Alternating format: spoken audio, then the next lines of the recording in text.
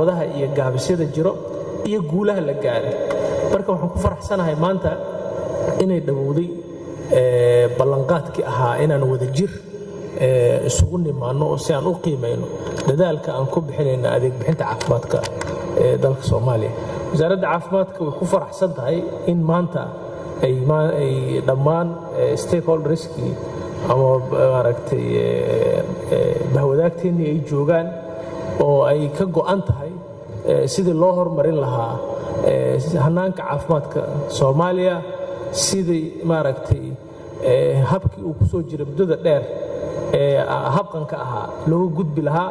hab wadajir ah oo maaragtay ka hufan, ka natiijo wanaagsan, ka waxqabad badan inaan u gudubno. taasna waxay ka bilaabanaysay inaan bal horta isu nimaanno aan ka wada hadalno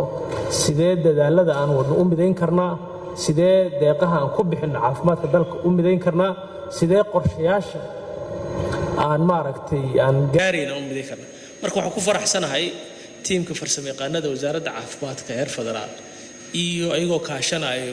maaragtay farsamayaqaanada heer dowlad goboleed inay ku guuleysteen inay maanta maaragtay isu keenaan dhammaan stakeholderskii u muhiimsanaa in aan wadajir u qiimayno Soomaaliya caafimaadkeeda halkuu maraya, halkeen rabnaa 5 sano soo socota inaan gaarsiino iyo sida aan ku gaarsiin lahayn inaan ka maaragtay xaajoono aan isku waafaqno. marka waxaan rabaa inaan ku soo dhaweeyo ugana mahad celiyo dhammaan ka soo qaybgalayaashii maaragtay kulankan. intaas kadib waxaan rabaa inaan maaragtay laba kelmad ku iraahdo martida kale la joogto.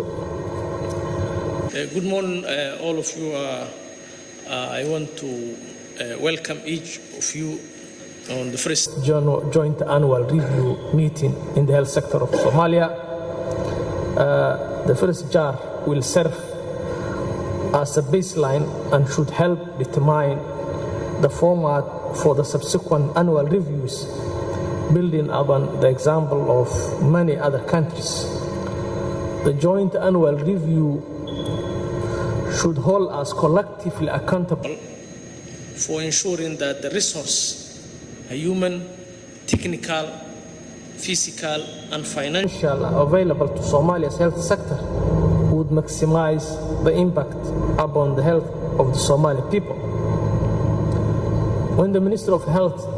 convened its first alignment meeting in May 2023, it was our commitment collective to identify the JAR as a tool that we could employ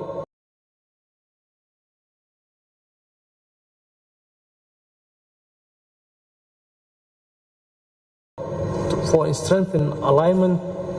and coordination. In that commitment to the partnership principles, later that year, at the end of 2023, our partners and the government of all recognized sources of financing and also share and discuss findings of analysis which reveal information of bottlenecks and the success, and also want to discuss the lessons learned and agree upon implied adjustment to objectives, targets, and strategies, and finally to assess the progress on the alignment and adherence to these partnership principles that we agreed collectively. The first JAR will not fully achieve all these aims, but I want to recall our commitment. I also wish to remind all of us that the results we are assessing were agreed on within the health sector strategic plan and the subsequent upcoming the national transformation plan, and within the investment case, which we collectively endorsed these strategies for attaining results that have been a priority to deliver the essential package of health services and also build the Ministry of Health and the Federal Minister of Health governance and stewardship capacities. Over these few days, together we will not jointly take stock how well we are doing on the delivering the EPHS, ensuring the quality and the coverage, and also allocating and using the financing available, public, private, and development assistance, and better aligning and harmonizing fragmented financing, strengthening and deploying a human resource for health, collecting, analyzing, and using reliable information while better alignment and harmonizing fragmented M&E initiatives. Engaging private sector actors to ensure quality and expand coverage, and improving the management of the supply chain to provide quality essential medicine, vaccines, supplies, and medical equipment. We will also discuss how we can jointly endorse the common set of indicators which will be employed collectively to take stock to each of us in the future of the coming years. Ideally, these indicators would be reflected in the result frameworks of all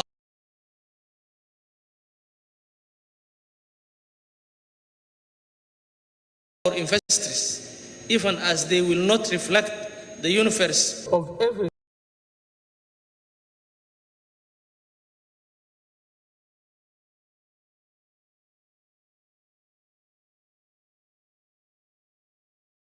which will be measured, and we will use each of joint annual review to assess our adherence to the partnership principles. For each of us, implementing the partnership principles is still a work in understanding of the reasons for any lack of expected progress. And I ask all the partners and participants to contribute towards these aims. I want to also invite our development partners to post the joint annual review discussions, at which I hope we might consider how we want to support one another to make greater progress on the alignment and harmonization. Again, welcome and thank you, all of you.